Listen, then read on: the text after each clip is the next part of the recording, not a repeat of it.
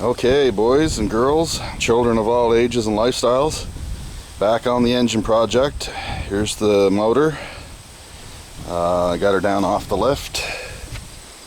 Take you over to the Ranger here.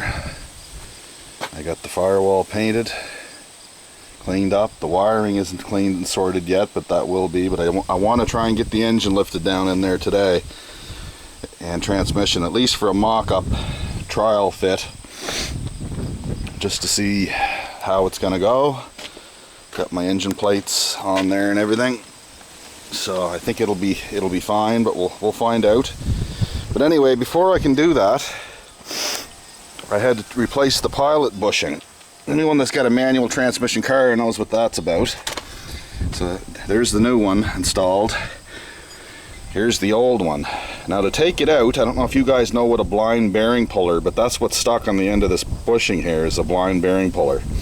Basically it's a worm screw that you turn with a wrench, and it expands the end of it in order to hook onto the bearing, and then you use a slide hammer, which is right here, and you screw it into the end of this, and then you can slide it. Slide hammer's got a big weight on it, and it'll pull whatever you're trying to get out. I got a whole kit of them here for different size, whatever it is, bearings you're trying to remove, and they work really good for pilot bearings. I know some guys use bread, they shove bread in there and then they hit it with a socket, or they use grease and it'll pop out, but it was screwed anyway, so I used a pilot bushing. Now I have to dig out that old main seal, and this is in case anyone's building a Ford. This is the one you want right here, Felpro BS 40620 is the part number, and that's it's not their, there's another one they make that's got like, I don't know, it's got like a real slippery surface on the gasket, but this rubber one, I was talking to my engine buddy there, and he says it's probably the better one to use. They're about 18 bucks Canadian, I think. I don't know what they are for my US brethren, but in any case, yeah, so we're doing that. Then the flex plate goes on, then the flywheel. I get brand new bolts for the flywheel, we'll torque that down. Then I'll put my new clutch on, pressure plate, and bell housing, and that's all that's going on. I'm going to try and lift it all in one shot without the transmission on the end of it here. I'll show you what's going on in the shop here today. Here's the slave cylinder setup that I built. It's not completed yet. I still have to figure out some of the geometry, but the bracket's made. Got the holes started that are going to hold it, and basically it's a hydraulic cylinder, and it's going to move the arm, which moves, well, there's the clutch, but use that throw out bearing up against the pressure plate. Most of you guys know how a clutch works, so I won't bore you to death with that, but that's the plan, guys, for today. I'm hoping to get as much of it done as I possibly can. I'm going to jam on it until I can't see no more.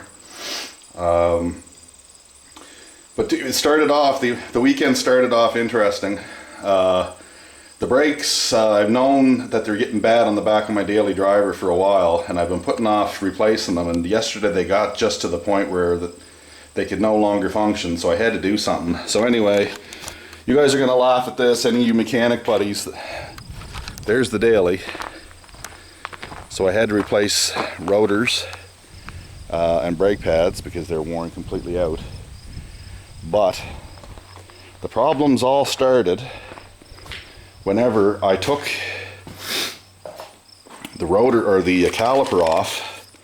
And I don't know if you guys know, but there's a thing called a floating caliper where the cushion, where this thing here has pins in it and it slides in and out on your brake pads. Well, there's the result of trying to remove one of the pins. It broke completely off flush with this, so I had to go get a new caliper. There's the one I got for a core to return.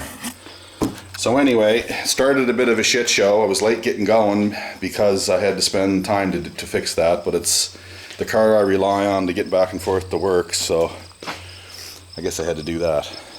But in any case,